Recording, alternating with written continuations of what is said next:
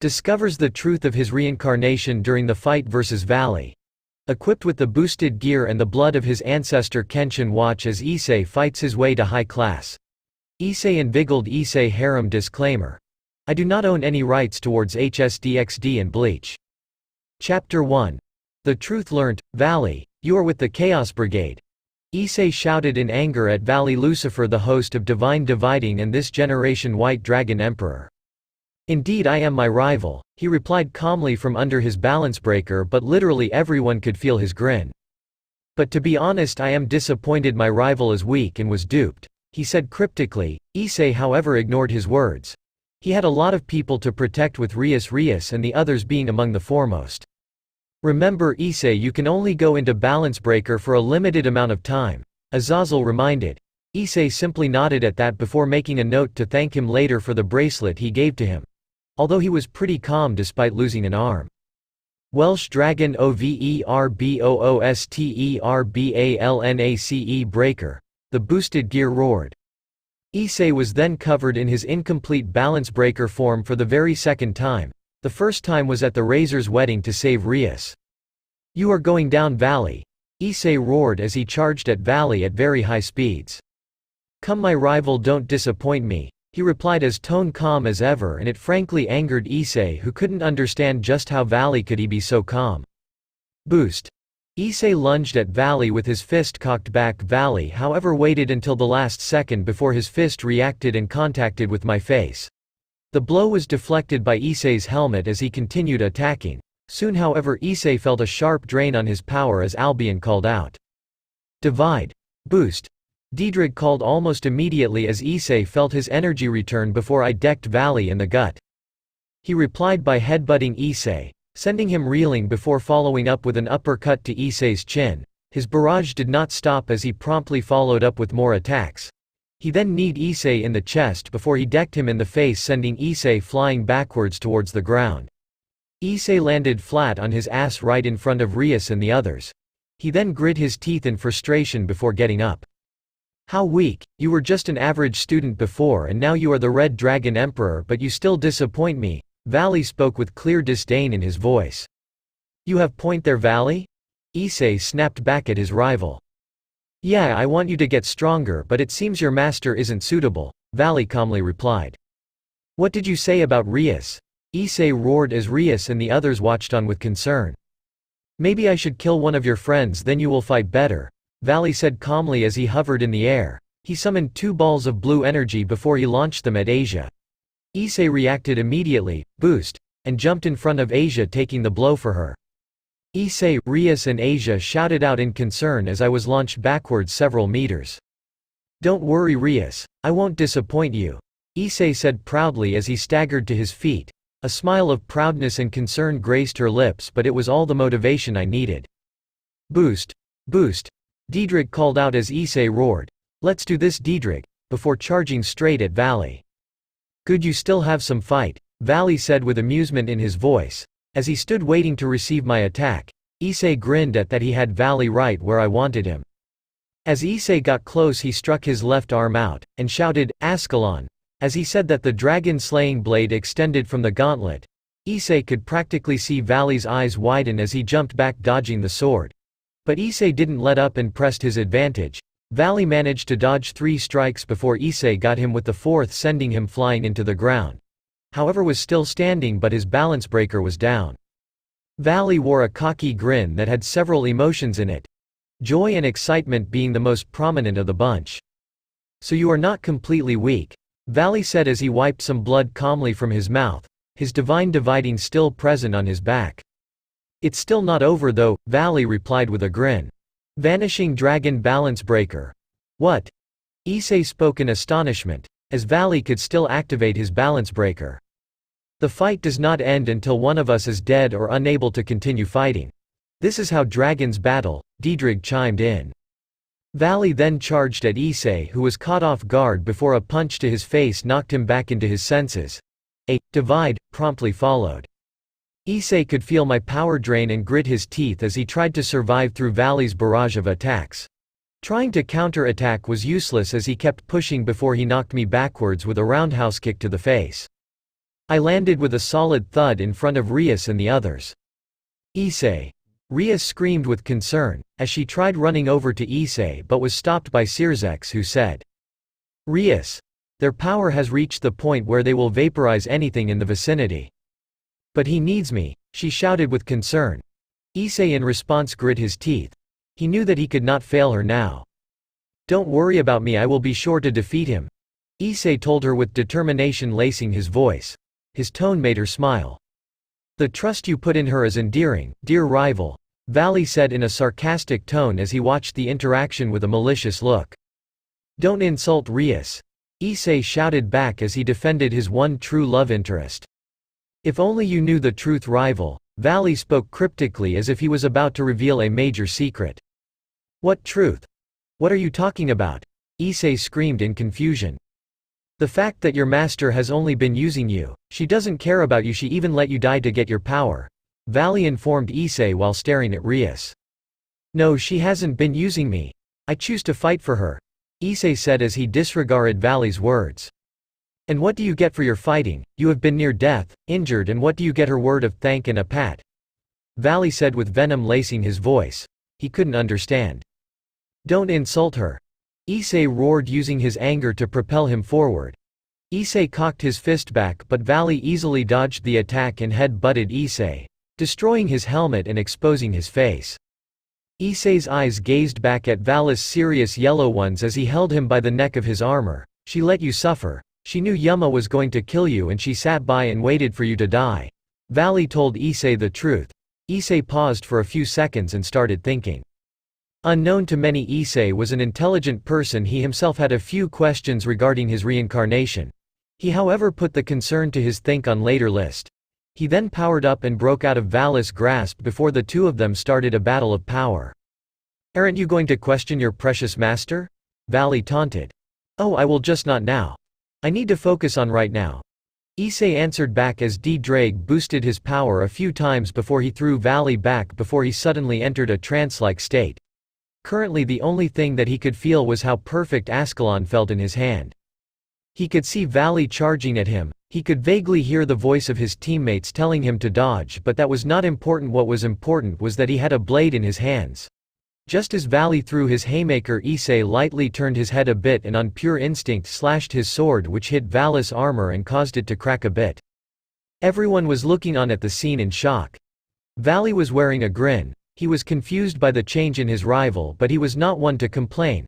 However, before they could continue, the barrier broke and a teen named Biku appeared before Vali left with him. As he left, he advised Issei to get stronger as they would most definitely have their battle in the future. As Vali disappeared, he sent Ascalon back into the gear, and just as suddenly he left his trance. Not landing on the ground, he thought, Diedrich, what the hell was that? I think that was your ancestors' blood in you beginning to rise out. We will discuss this later. For now, return to your group. There is much that we need to figure out, Diedrich called back as Issei nodded before he returned to the ground where he was monster hugged by the girls. Time skipped to the 2 months of training. I can't believe it. She really did let me die. Everything connects, Issei thought in sadness and shock as he waited for Tannen to appear for the second day of his training. What are you going to do, partner? It seems that what Vali said was the truth. Should we run away? Asked D-Drake.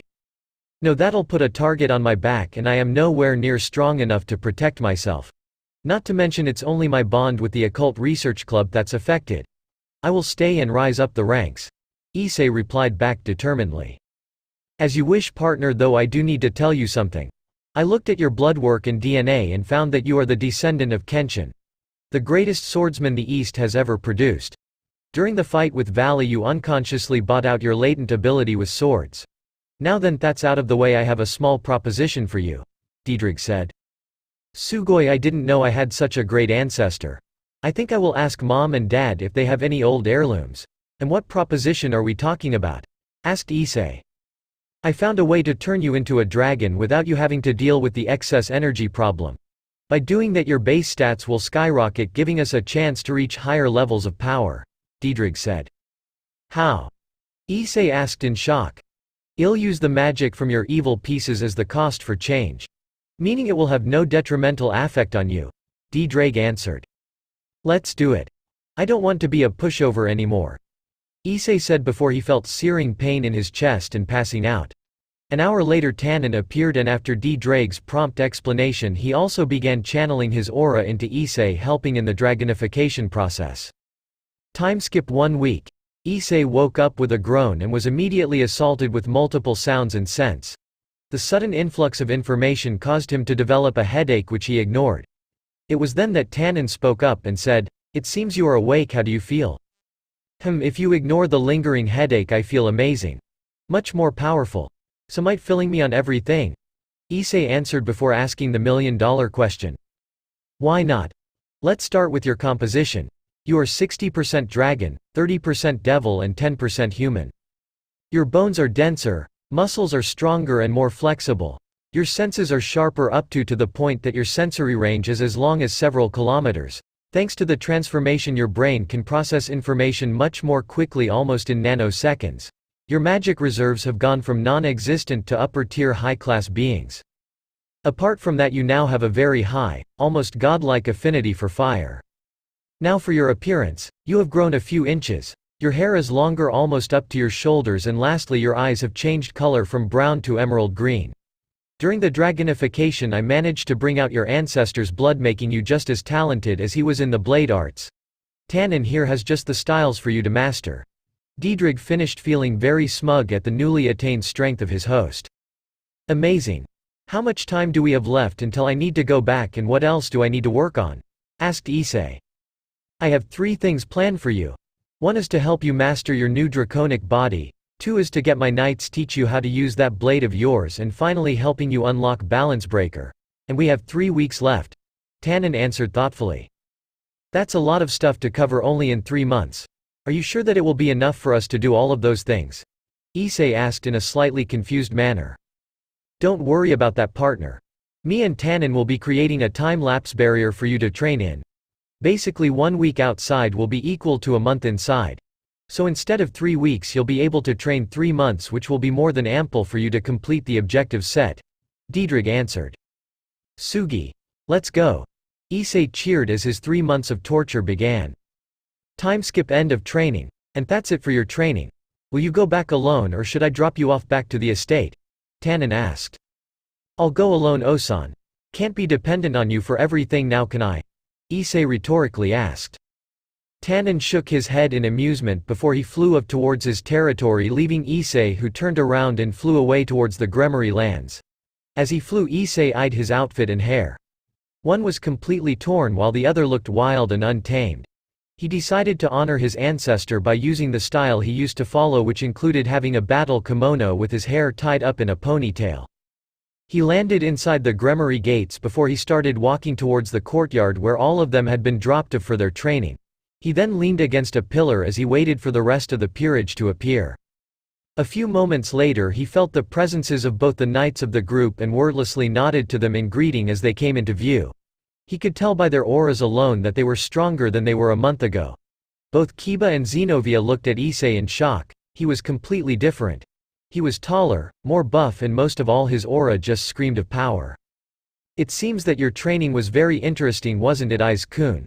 Kiba asked in a friendly manner. That it was. Tannen is a real slave driver," Issei lightly commented. Asia soon entered the fray before she blushed at the sight of Issei's torn shirt that displayed a lot of his muscles. Issei raised his eyebrow at her but said nothing. In the end she was a part of both the groups that had wronged him and was among those who he was impassive towards. Rias soon appeared and tried to hug Issei, but she, along with everyone else present, was shocked when Issei said, "I am not in the mood, Rias." Rias didn't say anything in shock. Soon the group was joined by Akano, after which they went back into the Gremory compound to refresh themselves. Bang, that's it for the chap, hope you liked it. Ch 1 of 22 next. Chapter 2. The transition. Issei was walking down the hall behind a maid who had been tasked to show him to a room where he could refresh himself for the upcoming meeting. Soon they were in front of the room assigned to him. As they stopped, the maid turned around and said, "We are here, Hyodo Issei-sama. Do you need anything else?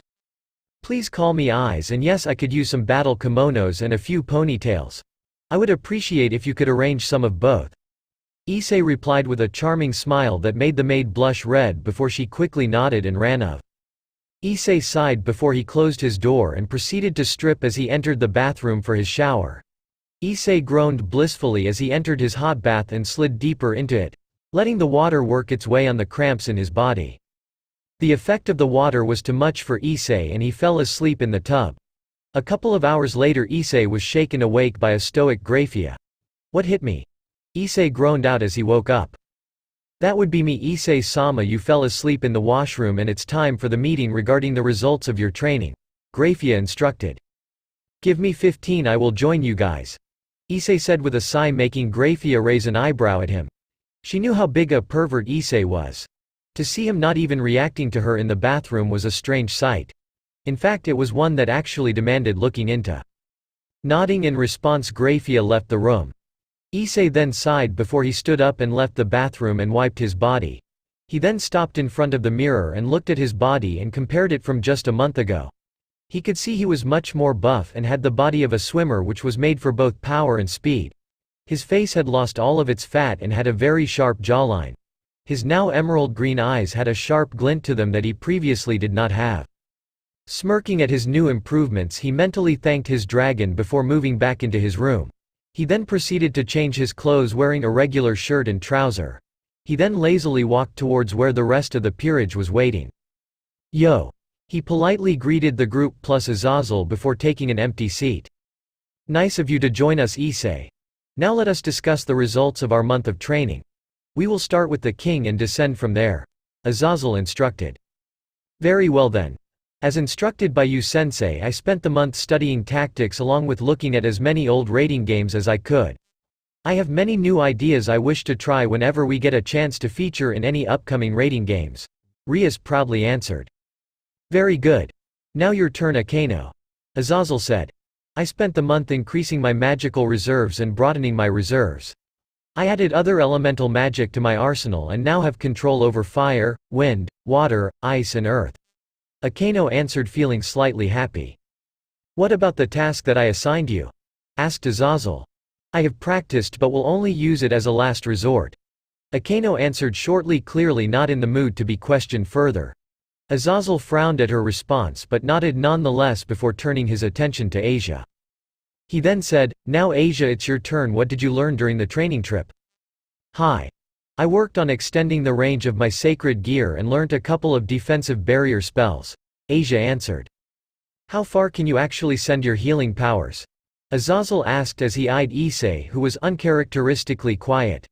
Azazel knew that something was wrong. The old Issei would have screamed praises on the results that the girls had displayed. This one was just stoically listening and not even batting an eye. "Hi. Up to 10 meters. Asia shyly answered and looked at Issei, who remained impassive. "That's very nice. Now what about you, Gasper?" Azazel asked. Hi SS Sensei, I managed to walk in front of everyone for 10 minutes before the pressure got to me," the Dampier stuttered out.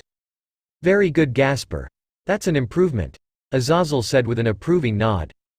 "You have done very well, Gasper. I am proud of you," Issei said as he smiled at the Dampier before patting his head, making the Dampier blush at his senpei's praise.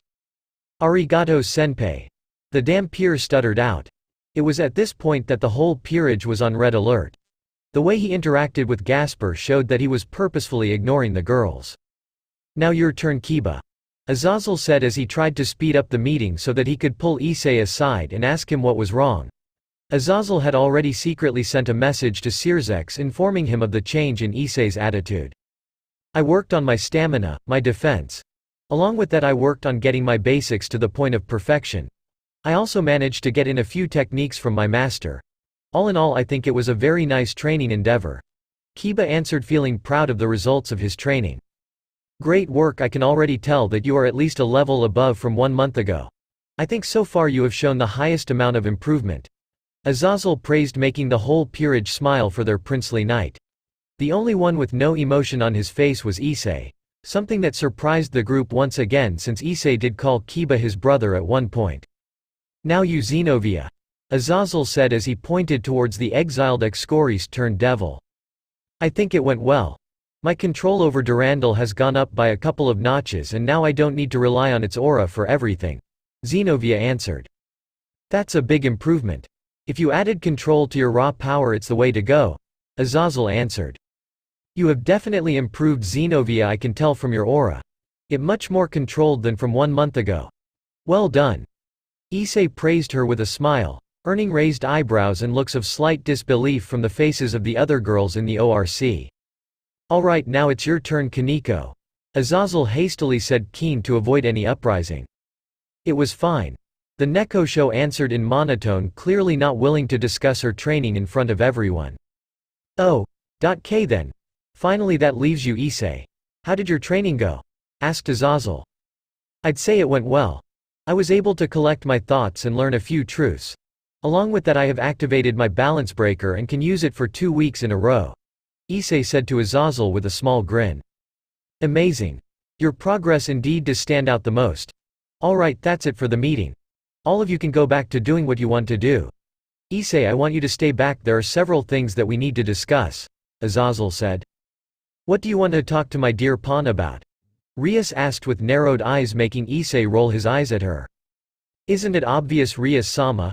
Azazel-sensei is a sacred gear specialist. He obviously wants to make sure that my balance breaker is fully functional and has no detrimental effect on me, Issei stoically said. Rias frowned at his tone and the way he called her.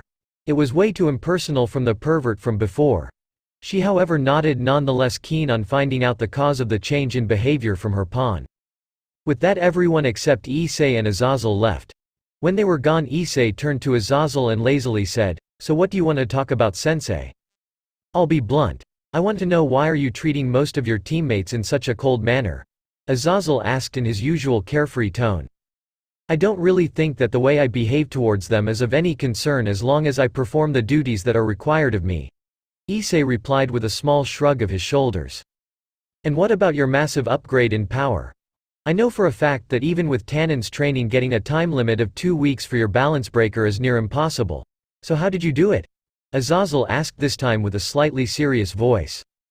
That is one of my trade secrets, one that I don't intend on giving away. I hope you understand, Issei said in the same carefree voice. He may understand, but I want. Specifically when you are the part of my sister's peerage. I want you to answer both of the questions asked by Azazel. The voice of Sirzex reached Issei's ears.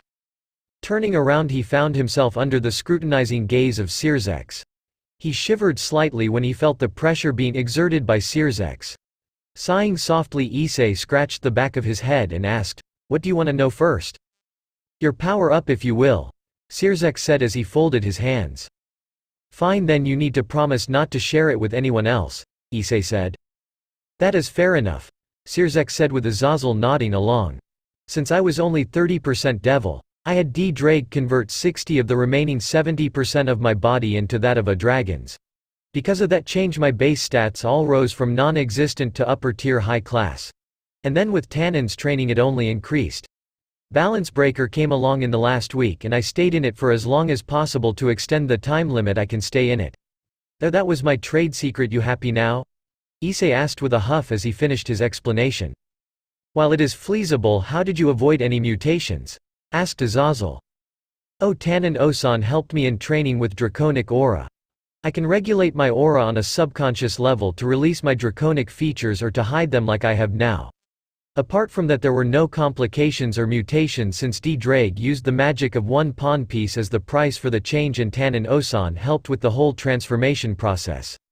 Issei explained, getting nods of understanding from the 2 faction leaders in front of him.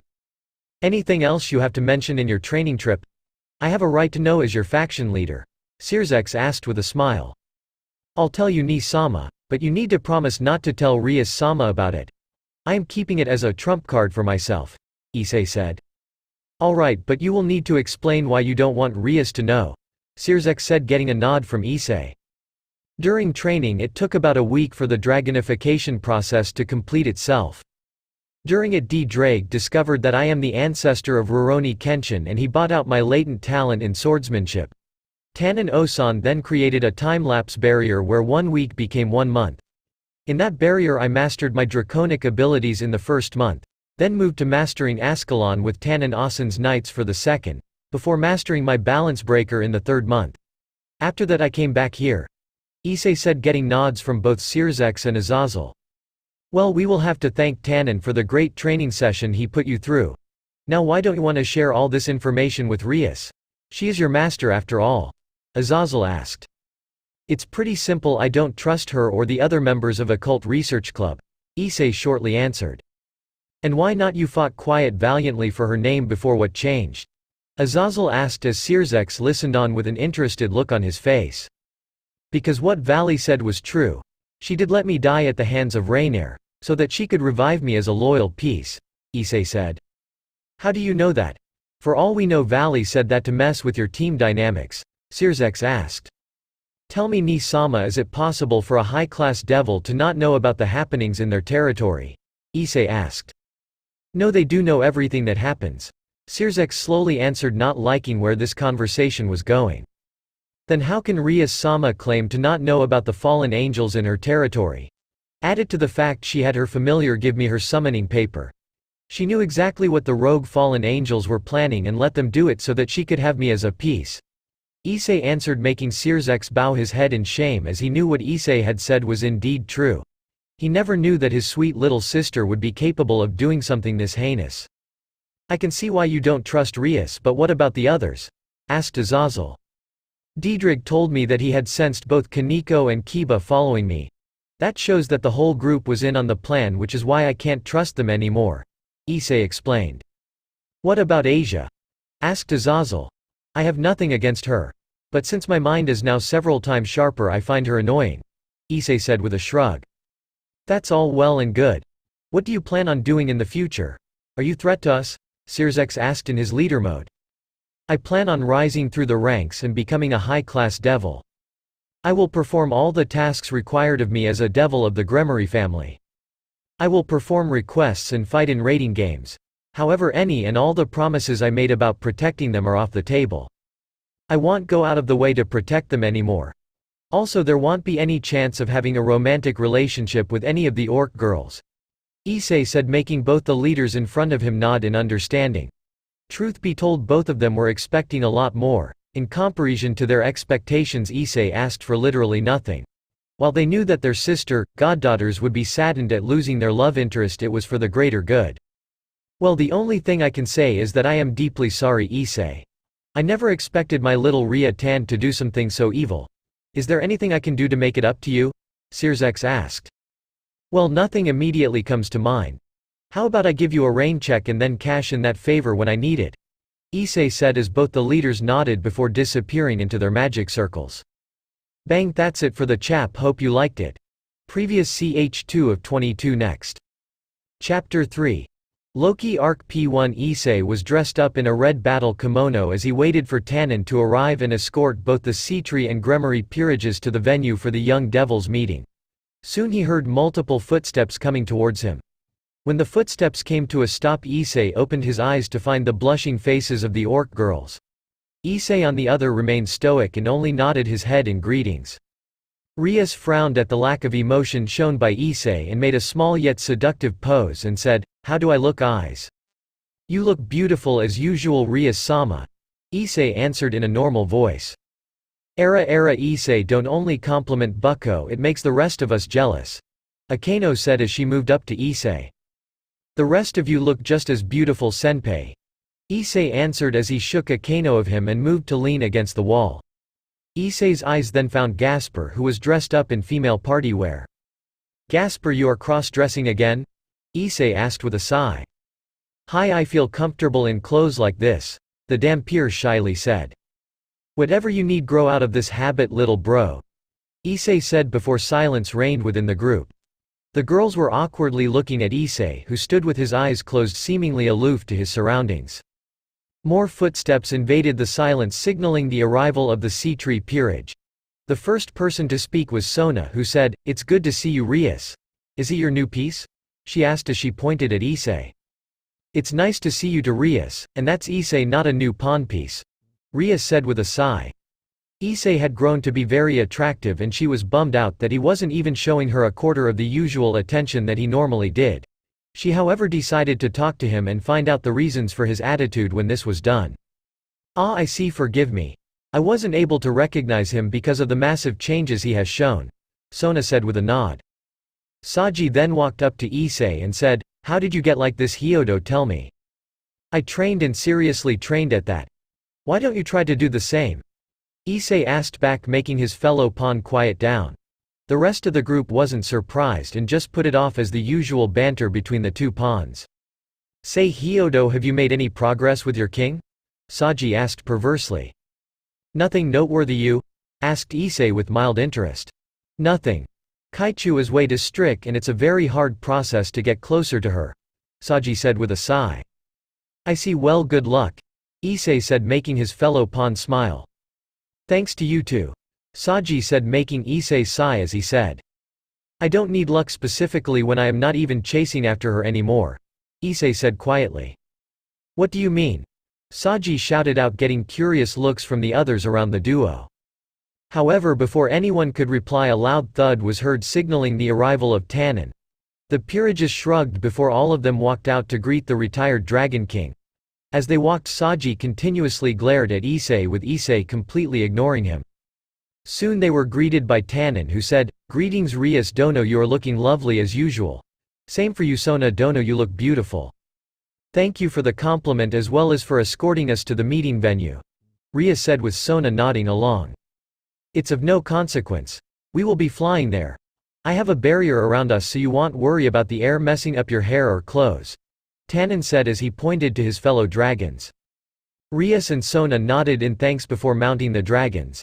Issei found himself sitting alone on Tannen's head. He liked it a lot. Watching the view from the top, he said, "This is amazing." "Indeed it is. This is the guilty pleasure of every dragon out there, watching the skies as they fly around unafraid," Tannen said with a nod. "Amazing. Hey D-Drag, is this what it felt like when you were unsealed?" asked Issei. "That's right partner, that feeling of freedom is what every dragon loves and desires," D-Drag said as he bitterly chuckled. Issei could understand his partner's bitterness. He went from ruling the sky to only being able to see the view atop another dragon. It was a humbling experience to say the least. Issei stayed quiet and left his partner to his thoughts while offering his company to him. A few moments later, Issei turned to Tannen and said, "Nay Osan, why did you become a devil? I know for a fact that you were strong enough to survive against almost any opponent out there. So why did you become a servant?" asked Issei. Tannen stayed quiet for a few moments before he spoke and said, "Well, like you said, there were no battles that excited me as I could take on nearly everyone in the wild. I thought the raiding games would offer me ample opportunities to get in good fights. But there was a second reason as well." "What was it?" Issei asked, completely engrossed in the story. "Do you remember about the dragon apple I told you about?" asked Tannen. "Yeah, I do. You told me it was very delicious," Issei said, making Tannen nod. "Well, there is a special breed of dragons that only lives on dragon apples. Since the fruit was scarce and was only grown in the underworld. Dragons were generally hated by both fallen angels and devils, and they would never allow them into the underworld. I became a devil so that when I became a high-class devil I would take that piece of land and exclusively grow the fruit, allowing that breed of dragons to survive. Along with that, I have also been conducting research on other ways to grow that fruit. It's slow, but if we succeed, the future will be assured. I think dragons who are strong should take care of weaker dragons. After all, what's the use of this power if you can't help others?" Tannen finished. "Hey, you really are a very nice dragon, Osan," Issei said with his voice laced with respect. "Ha ha ha ha ha, you really are one of a kind. I have been called many things, but nice isn't one of them.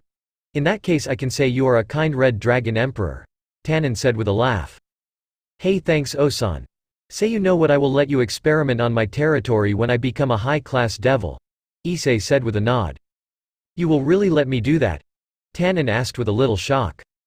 "Why wouldn't you said it yourself that dragons with power should help those without it? Not to mention I kinda want to taste those dragon apples now," Issei said as he rubbed the back of his head. "Ha ha ha ha, you may not be strongest red dragon emperor in history, but you are without any doubt the best one to live. I wish you good luck and success for the future," Tannen said with a laugh as he began to descend to the ground before landing with a small thud. Jumping of the Dragon King's head, Issei gracefully landed on the ground before turning to Tannen and said, "Thanks for the ride, Osan. Anytime. If you ever need some training, remember to ping me up." Saying that, Tannen returned Rias' thanks before flying away as he flew away to the accommodations made for him. What an easy-going Dragon King. Diedrich commented with a chuckle as they saw Tannen flying away. Issei only nodded his head at the assessment as he fondly smiled after someone he was beginning to see as a grandfather. Alright then everyone, let's go. Remember, we will be meeting other peerages, so be at your best behavior. Issei, please don't do anything perverted that may cause problems for me, Rias said in an authoritative tone. Whatever you say, Rias-sama, Issei said with a professional bow, making Rias frown. She wasn't used to this type of attitude from her pawn, and honestly she wasn't a big fan of it. The others just nodded in response before Tai group started walking towards the gathering. Issei was walking at the tail end of the group. This was a maneuver from him to avoid having any conversation with the members of the orc. However, before they could enter the room that housed the high-class young devils, they were stopped as the entrance exploded, stopping the group in their tracks. However, before they could walk inside, a voice spoke up from behind them and said, "Geez, that's why I advise the elders not to put everyone together, but no one listens." The voice belonged to a black-haired, purple-haired muscular individual. For some reason Issei's battle instincts went into hyperdrive as soon as he looked at this individual. Despite him hiding his power, Issei could tell that he was in the upper echelon even among the high-class devils. Heck, Issei was certain that Riser didn't even come close to the level the man in front of him was at. "Ah, Sarah Org, it is so good to see you again," Rias said as she went up to hug the man. "It's good to see you, Rias. Is this your peerage?" Cyroorg asked as he eyed Issei. Despite Issei suppressing nearly all of his power, Cyroorg could tell that he was stronger than most of the people inside the room. His posture, despite looking relaxed, was one that was battle-ready. "Yes, they are. Everyone, this is Cyroorg Biel, my cousin from my mother's side," Rias proudly said. "Good to meet you, everyone. Now let us go in and stop the madness they have cooked before they bring down the entire hall," Cyroorg said as he led the group into the hall. Inside they found the Agra's heir, who was beautiful blonde spectacled girl, and the Glacia Labala's heir, who in every word was a delinquent. "Tell me, do you want to die, Zelfidor? Because if you want to, I'd be more than happy to kill you," Sikvera said. "Ha ha ha ha, why don't you come with me? I'd take good care of your Virajan pussy," Zelfidor said with a sneer. Before they could continue, Cyroorg stepped up and said, "Heiress of the Agra's clan and the problem child of the Glacia Labala's clan, stop this childishness. If you don't, you'll have to deal with me." Sikvera quickly backed down, not wanting to be on the receiving end of the strongest young devils beat down. Zelfidor on the other hand wasn't fazed and said, "And why should I listen to you? You failed Biel," he finished with a sneer. Cyroorg didn't respond. Instead he simmered out of existence before reappearing behind Zelfidor and then punching Zelfidor, which caused him to rocket towards Issei. Issei, however, didn't move and swiped his hand in horizontal manner as he snatched Zelfidor out of the air from the air and moved him to the side, taking out most of the force on his body. Issei looked at the unconscious high-class devil in his hand before dropping him on the floor. He then turned to a smirking Cyroorg and said, "Oi Cyroorg Biel-sama. I would watch where you throw the trash. The bin is on the other side." "Sorry, it was an honest mistake. I'll be careful in the future," Cyroorg said with a smirk. Cyroorg then turned around and said, "Clean up this mess. I won't be able to enjoy my tea with Rias that way." Rias then led the group around as they greeted the group. Several other high-class devils flirted with Rias and Akano and tried to put Issei down, but he did not respond and merely stayed quiet. He knew for a fact that there were only a select few in the room who could face him in his balance breaker, which was why he did not waste any energy into retaliating to their attempts. The rounds continued until all of the young devils were called in for the meeting. Inside the main hall they were greeted by the sight of all four Mao and the other honorable elders of the Devil Council. Once everyone was in the room and everything fell into place, Sirzek stood up and said, "Welcome everyone to the annual Young Devil Gathering. Before we begin our usual interactions, I have 3 things that I would like to announce." Sirzek then quieted down as he waited for everyone to be attentive. After a few moments he spoke up and said, "The first announcement is about the Young Devil Rating Game Tournament." This announcement immediately caused excited murmuring to break out among the young devils. Sirzek then cleared his throat and said, "As you heard, the Mao and elders mutually agreed to create this tournament to not only give you invaluable rating game experience, but will also prepare you in the case you need to be deployed against the Chaos Brigade." "Does that mean we will be sent to the front lines?" asked Cyroorg. "No, we do not want you young devils to fight on the front lines. You are the future of our race and this is our way of preparing you for the future, Sirzex said as silence once again reigned throughout the hall.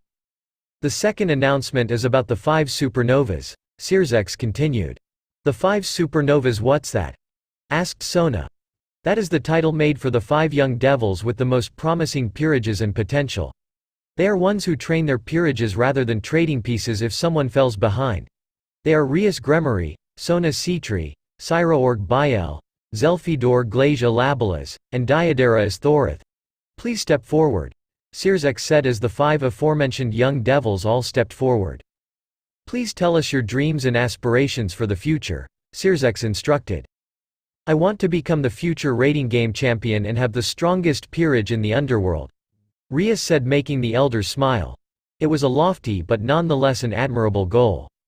I wish to become a Mao, Cyroorg confidently said, immediately garnering frowns from the Elder Devil Council. Ho, interesting. It's an unusual wish. May I ask why do you want to become the Mao when you are the heir to the great king? Asked Sirzex. I believe I'll be able to serve the public better as a Mao, Cyroorg said, getting Sirzex to nod and offer him a smile.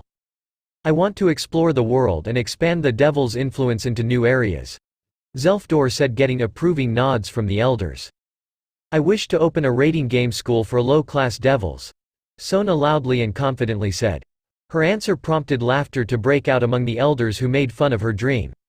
Saji however intervened and called the elders stuck geezers who didn't want to move on. Thankfully Serafal interfered and stopped the elders from sending out any punishment, hence closing the matter. I wish to open church-like facilities in the underworld, Diadera said with a creepy smile. His answer raised several eyebrows, one of which was Issei's, who decided to keep an eye out for the Isthorith heir. And now for our final announcement. In light of Vali Lucifer's appearance, me and the other Mao all decided to have an extensive search to see if any other heirs of the 4 royal clans remain. It is with great happiness that I inform that we found one such heir. She is your age fellow. Allow me to welcome Invigiled Leviathan heiress to the Leviathan clan, Sirzex proudly announced. As he finished, the door behind him opened and very beautiful purple-haired, red-eyed girl with a very decent bust shyly walked out and stood next to Sirzex. Time seemed to freeze for Issei as he looked at Invigiled. There was something about her that pulled Issei like a magnet to metal. Apart from that, he couldn't help but lightly blush at the sight of her beauty. Not to mention the perfection of body curves tingled his perverted side. It was at that moment that Issei decided several things. The first and foremost one was to ensure that the girl in front of him was always safe and happy. Bang, that's it for the chap, hope you liked it. First, previous ch3 of 22 next. Chapter 4. Loki Arc Part 2, damn it, what's happening to me? Issei thought as his heart was still beating at a very fast rate. It had been like that since he had seen Invigiled. I believe what you are experiencing is love at first sight, Diedrich chimed in. How can you suggest that even after all I have been through recently? Issei asked back. That was different as you let your heart trust way too much. This time however it's your draconic instincts guiding you. Just think of it this way, in a room full of powerful females you only reacted to her. That speaks volumes in itself, does it not? Diedrich replied. Yes it does.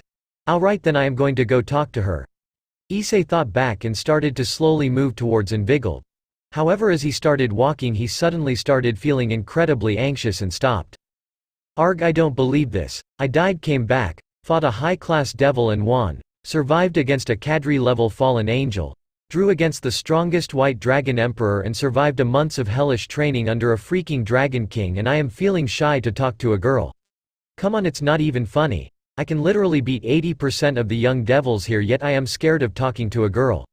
Issei internally ranted, much to Diedrich's amusement. Okay Issei, deep breaths, you've got this. Just go and say hi. It'll all be fine then, he said to himself as he drew in a few deep breaths and then started moving towards Invigiled. As he moved towards her direction he could see that most of his fellow peerage members were spread around the room and were associating with other low-class devils. His eyes then moved to Invigiled, who was shyly standing alone on a side as everyone else interacted with each other. Issei felt a slight rise in his rage as he connected the dots. Despite having the blood of the original Leviathan, she was still a half-devil and hence was being discriminated by the young devils. Walking up to her he said, "Hi." Invigiled immediately took a small step backwards as her eyes showed a little fear. Looking at her reaction, Issei immediately raised his hands in a placating manner and said, "I am sorry, I didn't mean to scare you, I was merely greeting you." "Ah, I am so sorry. My name is Invigiled Leviathan," Invigiled said with an embarrassed blush. "Think nothing of it. The name's Hyodo Issei, your friendly next-door Red Dragon Emperor," Issei said with a small bow. "You are the Red Dragon Emperor?" Invigiled asked in a loud voice before she realized that several high-class devils looked at her due to outburst causing her to blush. "That I am." Issei started but couldn't continue as he was interrupted by Rias, who came up and said, "Era Issei, I hope you aren't disturbing Leviathan-sama, are you?" Issei rolled his eyes at her question and did not answer. Invigiled however immediately said, "And no, he wasn't disturbing, we were just talking, nothing more. My name is Invigiled Leviathan, by the way, it's nice to meet you." Rias Gremory, the pleasure is all mine. Rias greeted as the two high-class devils shook hands with each other. Both the girls then made general conversation. Soon after, Rias spotted Kaneko and Kiba leave the room and excused herself before following them out. She was expecting Issei to follow her as she knew that he cared for his comrades, however she was surprised beyond measure when she saw that he wasn't following. She then felt very angry and resolved to talk to Issei as soon as she came back with her knight and rook. A few minutes after she left, a soft song had started playing. It was a tune that Issei liked. A few moments later, the courtyard was full of dancing couples. Issei then looked over to Invigiled and raised a hand to her and said, "May I have this dance?" Eh? Invigiled stuttered out with a massive blush on her face. "You know you really way too cute for your own good. May I have this dance, my lady?"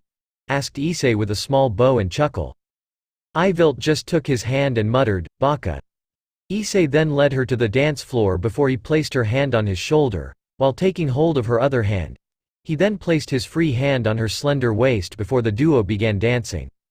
Invigiled's blush reached atomic levels as she felt his warm hands on her bare back.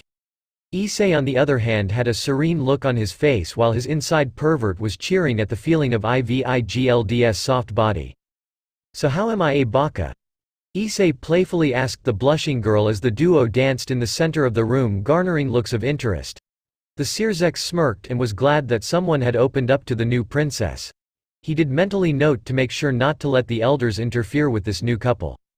"You called a girl you hardly know about cute, that why you are a baka," she replied with a pout on her blushing face. "Hey, but it was the truth, you are the most beautifully cute girl I have ever seen," Issei said, making the girl shyly look away. After a few moments of silence, Issei felt Invigiled shift a little and looked at her. Thanks to his dragonification, he was a good head taller than her. Can you tell me why you were so indifferent towards your king? From what I was told, the Gremories were actually quiet close to their peerages," Invigiled asked. Issei stayed quiet for a few moments before he twirled Invigiled and said, "Era getting interested in my backstory, Huheim. How about this, you tell me about your life and I'll tell you about mine," Issei said, making Invigiled blush and pout again at the nickname. "My dad was the Leviathan heir and my mom is a strong mage. She trained me in magic and told me everything about my inheritance. When Serafal-sama came to our place, my mom decided that it would have been better if I joined the new Mao side, since the old faction could try and come after me. After I came here, my mom returned to the mage faction. Now it's your turn to spill it," Invigiled said before she was spun around by Issei once again. "Well, let's just say there are a few murky facts that surround my reincarnation as a devil," Issei said before he quietened down. Invigiled herself was curious but did not question further. She had, just like him, omitted a few key facts about herself, so she couldn't blame them.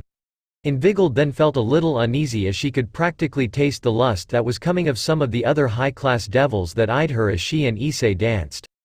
Issei, the stairs are making me uncomfortable," she said as she slightly hid her face into Issei's chest.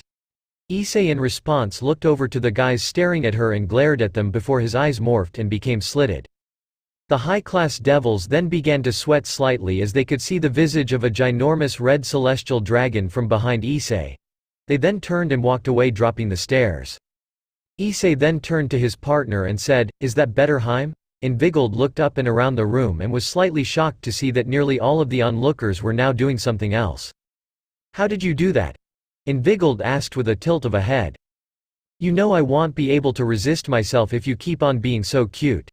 As for how I did that, let's just say I intimidated them," Issei said as he put both of Invigold's hands around his neck while he wrapped both of his hands around her waist. "Why did you do know you could have gotten in trouble for that?" asked Invigold with a little shock as her blush slightly grew at the position in the dance. "Well, you requested it, Haim. I'd bring you the moon if you asked for it," Issei said, making Invigold's blush grow. She then decided to take a small leap of faith and tiptoed up and gave Issei a soft chaste kiss on his cheek.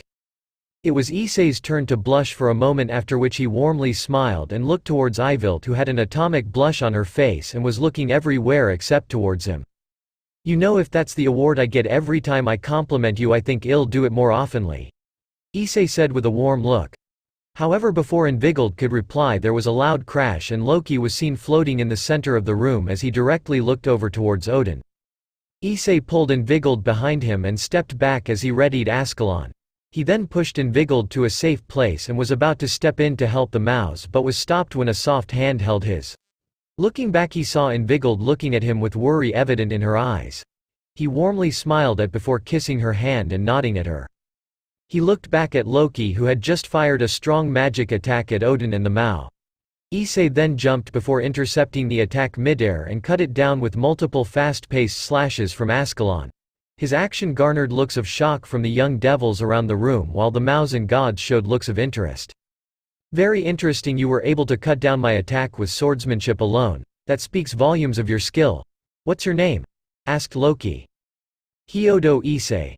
Do it now, D-Drake," Issei called out as the boosted gear appeared on his left hand. From the gear, D-Drake roared out, "Welsh Dragon Balance Breaker." As he finished the call, Issei was engulfed in large explosion of red energy and fire. When the explosion died down, Issei was seen floating inside his complete scale mail that was shining with power. "Ho, interesting, you have very decent control over the forbidden move. Let's see how you deal with my son then," Loki said as he created a purple magic circle from which the god-slaying wolf Fenrir appeared and roared at Issei. However, before it could attack, a large array of green magic circles appeared around both Loki and Fenrir.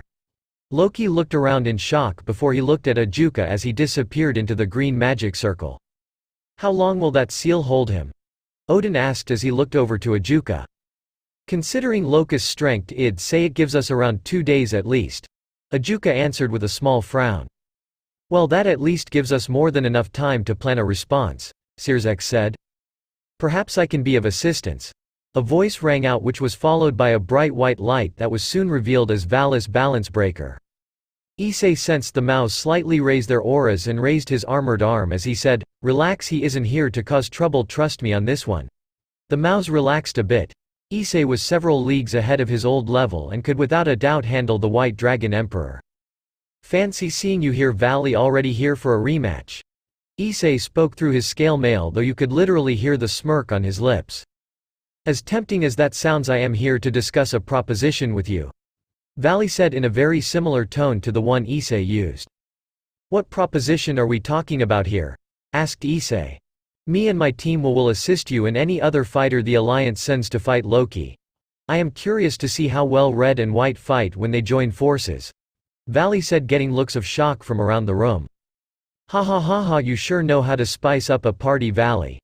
Very well, the Alliance will accept your help and will form a temporary partnership with you," Azazel said as he flew to meet his surrogate son.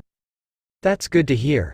Now let us discuss our plan of action," Vali said as he and Issei followed the leaders into the meeting room. "Before we start, I would like to ask Odin on how we can stop Fenrir.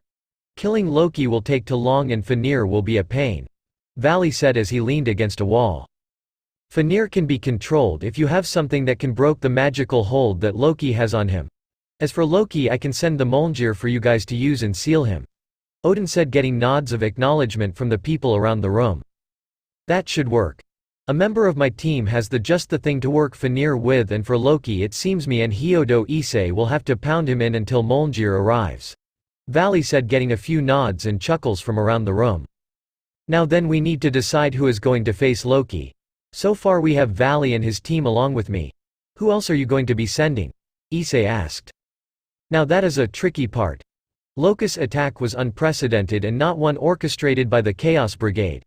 Because of that, it will hard to find people who can survive against opponents of that caliber," Sirzek said with a frown. "Then we would like to volunteer. Rias said as she and Sona stepped into the room. Rias argued that she wouldn't sit back since her pawn was involved, while Sona stated she couldn't trust anyone to watch Rias back in a battle against a foe like Loki. Sirzex nodded in acceptance and gave both of them permission to take only their battle-orientated peerage members. After everything was agreed upon with both the young high-class devils, Odin said, "I will also send along my bodyguard Rosweiss. She may be young, a virgin and someone who has never had a boyfriend, but she is among the strongest Asgard has to offer and won't slow you down." As Odin finished, the young Valkyrie fell onto the ground and started crying as she repeated everything that Odin had just about her, causing everyone in the room to sweat drop. "Now then, that is all for this meeting. All of you can go and prepare for tomorrow in any way you want. Vali, you and your team will be required to stay with the Gremory peerage," Azazel said, getting nods of acknowledgement from around the room as one by one everyone left. Bang, that's it for the chap, hope you liked it. First, previous ch4 of 22 next. Chapter 5. Loki Arc Part 3, You've Grown Stronger Hyodo Issei. Vali said as he and Issei walked side by side towards the Gremory estate. You can say that I have. The information you gave me was a rather strong motivation to get strong," Issei lightly commented. "I thought you would ditch that weak peerage and go rogue after you connected all of the dots yourself," Vali said with a curious look. "I did consider it for a while but ultimately decided against it. It was running away after all. I decided it was better to stay here and reach the upper status on my own," Issei said with a shrug. "That does make sense. So Hyodo Issei, how did you gain this level of power in just a month after our first scuffle?" Vali asked. Tannen created a time-lapse barrier that extended the month's training to 4. Issei shortly answered, not divulging his transformation. "I see, that does make sense," Vali said with a nod. "So what exactly are you here for? I doubt you would have come just for the sake of helping us in this fight," Issei asked. "You know you are smarter than what others give you credit for. And don't worry, Loki has something I need. It will be something that I take from him as you seal him up," Vali cryptically answered. Issei only nodded with narrowed eyes before he dropped Vali up to the room that was assigned for his team. Issei then sighed and was about walk away when a maid ran up to him and said, "Issei-sama, there is someone here for you." Issei nodded before following the maid towards the lounge where his guest awaited him. He soon reached the lounge and was surprised to find Invigilde nervously waiting for him with Lady Gremory. Entering the room, he said, "Greetings, Lady Gremory, did you call for me?" He finished with a bow. "Ah yes, Issei, Invigilde here wanted to speak to you, which is why I summoned you. After entertained Invigilde, I'd like to have a word with you," Lady Gremory said with a narrow smile. "Of course, milady," Issei said as Venelena walked away. Issei then turned to Invigilde and rushed towards her and tightly hugged her, elicting an "eep" from the girl who blushed atomically at the sudden action. He sighed blissfully at the softness and warmth Invigilde provided. It was something that made him never want to let her go. He then broke the hug and warmly smiled at the shy, blushing girl in front of him and said, "I am sorry, Heim, I shouldn't have left you alone in that hall." "No, it's okay. I came to check up on you. I was worried since I didn't see you after the party," Invigilde said as she frantically waved her hands in front of Issei. Issei grabbed both of her hands and calmed her down with a chuckle before saying, "Don't worry about me, Heim. I won't die that easily, so don't worry." Invigilde smiled shyly as he softly stroked her hands with his thumbs. She then closed the distance between them and once again hid her growing blush into his chest. "Well, Heim, you should get going, I have a battle to prepare for," Issei said as he lightly pushed Invigilde back. "What battle?" Invigilde asked as she tilted her head to the side. "The Gremory and Sea-Tree peerages along with the White Dragon Emperor will be taking on Loki tomorrow. I am going to be the vanguard along with the White One tomorrow," Issei said in a casual tone that made Invigilde sputter out high-paced questions. "What? How will fight him? Why did you agree to go? What if you get hurt? What will I do if you get hurt?" She quick-fired only for Issei to calm her down with a shoulder shake. "I won't be fighting him alone. I will have a very strong individual watching my back. There was no one available who was suitable for the task, which was why I took it. I have been injured in the past when I was much weaker. Now I am pretty strong and should be fine. And why are you worried about me, Heim?" Issei calmly replied. "You are the first friend I have made since I came to the underworld. I don't even have any peerage members to talk to. I didn't want to lose you," she softly said while looking down as held a sad look in her eyes. Issei looked at her and felt bad at the sadness her eyes projected. He softly stroked her cheek, making the girl close her eyes and involuntarily lean into his warm hand. "Listen, Haim, I promise I will come back," he said, hoping to satisfy her. "But what if you get hurt?" she asked, her stance unmoving. How about an incentive bet of sorts? If I come back I will take something of yours that you can't give anyone else," Issei said with a small yet mischievous smile. "What is that thing?" she curiously asked. "Your first kiss," Issei answered, making Invigold's blush return in full force. She once again averted her eyes from him. "Do you agree?" he softly asked, not wanting to terrify the girl. "Only if you make sure to come back in one piece," she muttered quietly, with her blush getting redder. Issei nodded with a smile before kissing her on the forehead and saying, "All right, Haim, why don't you go and get some rest? I will see you after the fight." Invigold nodded at that before she teleported away in a magic circle. "A rather interesting meeting and incentive, Mr. Hyodo," Venelena said as she entered the room with her arms crossed. "Indeed it was," Issei answered without turning to Venelena. "Am I to believe that you will no longer be courting my daughter?" asked Venelena. "That is exactly what you are to believe, Gremory-sama," Issei said as he turned out and stared at Venelena. Venelena wordlessly dropped her arms to the sides and raised her aura to a upper-tier high-class devil in an attempt to intimidate Issei, who remained impassive. This inwardly impressed even Rias flinched when she raised her power to this level, but Issei did not even look bothered. "Why did you stop courting her? You seemed to pretty much fancy her just a month ago," asked Venelena. "Life experiences tell you things, Gremory-sama, that is all I will say. Good day, I have a battle to prepare for. And I have already talked this through with Sirzek-sama and he has wholeheartedly agreed with my decisions," Issei said before walking out, leaving a confused Venelena to her thoughts. Issei, however, had other things running around in his mind. For now he had made a decision and had decided to immediately cash in the favor that the Maos owed him. Moving towards Sirzek's office, he knocked the door before waiting for a few moments. Grafia opened with a slightly confused look that told him that Sirzek wasn't expecting any visitors. Can I speak to Sirzek-sama? I have something urgent to discuss with him," Issei said. "Give me a few moments as I talk to Lucifer-sama," Grafia said before closing the door, not waiting for a response. A couple of minutes later, Grafia opened the door and motioned for Issei to enter. "What can I do for Issei?" Sirzek asked with a smile. "I am sure Invigold's inclusion into the Young Devil Society wasn't as smooth as you planned, wasn't it?" asked Issei. Sirzek nodded with a sigh and said, "You are right. It seems that most pure bloods still hold contempt for half-bloods. Not to mention we haven't had any luck in finding any potential peerage members. You were the first person her age who interacted with her since she came to the underworld. Then I guess I will be cashing in on the favor that you mean, Isama," Issei said with a small smirk, eliciting looks of surprise from both the senior devils. "Okay," Sirzek confusedly said, prodding Issei to continue. "After the whole fiasco with Loki has been dealt with, I want to be traded into Invigold's peerage. You have already seen a glimpse of my power at the party, so you won't have to worry about her safety. I am her first friend in the underworld, so she will be comfortable in my presence as well.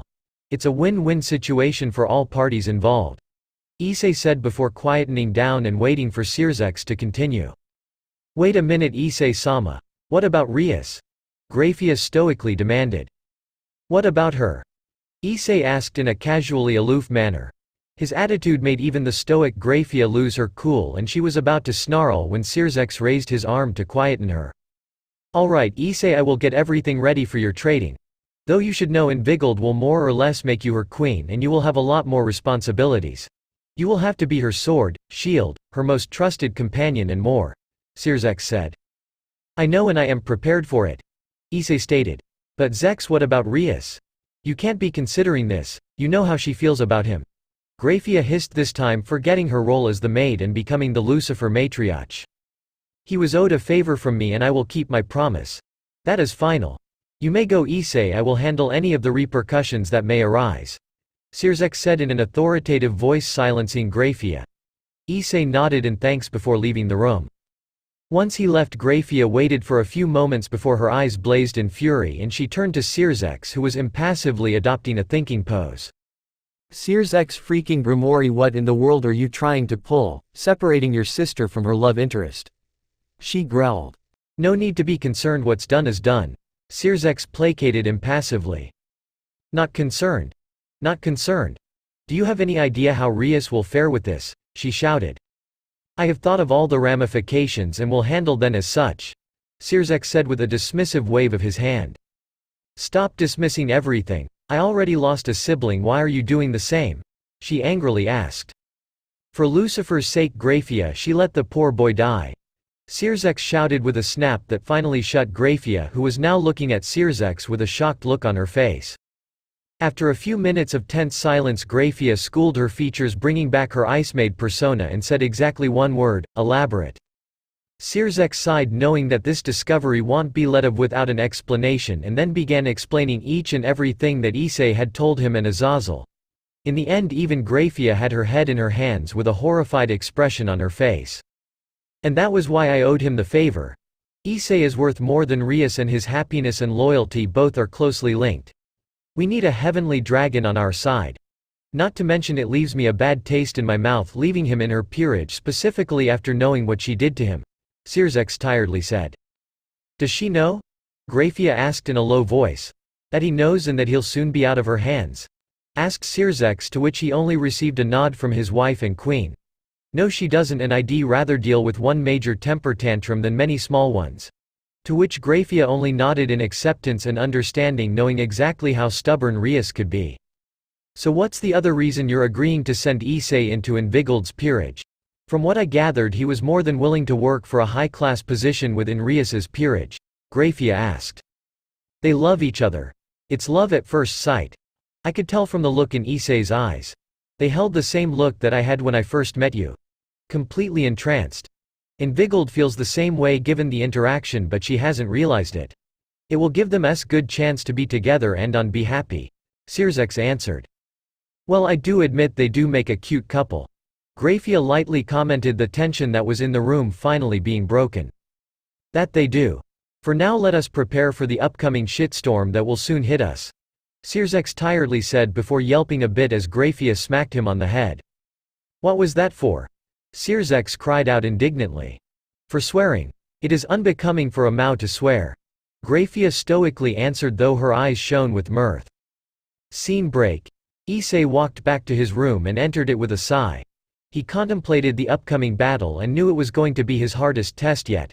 For some reason he couldn't help but feel excited, and that was confusing him. What are you thinking about, partner? Diedrich mentally asked. A little change in attitude. I am feeling excited to face Loki. I can feel it in my blood. The excitement and energy is brewing up to the surface. I have never felt this way before. Any idea what this could be? Asked Issei. That's the new dragon blood flowing in your veins. We dragons are a fighting race. We live for the thrill of battle and respect only power. Since you were recently transformed, you'll have a full throttle of the draconic emotions. That also includes an increase in your hormone levels. But don't worry, the intensity will go down with time. Diedrich explained, getting a groan out of Issei, who then merely shook his head before entering his room. He then proceeded to go to the bathroom and then changed into his nightwear. He was about to go to bed when he heard a soft knock on the door. Raising his eyebrows, he moved to the door and slightly opened it to find Asia standing there. Issei raised an eyebrow at her, which caused her to blush before she stuttered out and said, Issei-san, can I sleep with you tonight? No, you may not. It is not right for a boy and girl who have no relationship with each other to sleep together. You can go ask someone else, I am sure they will be more than willing to let you in. Issei said, and was about to close the door when Asia said. But Issei-san, me and Rias Oni-sama used to sleep with you all the time. She tried to argue. Yes, and that was a mistake. One that I hope to rectify.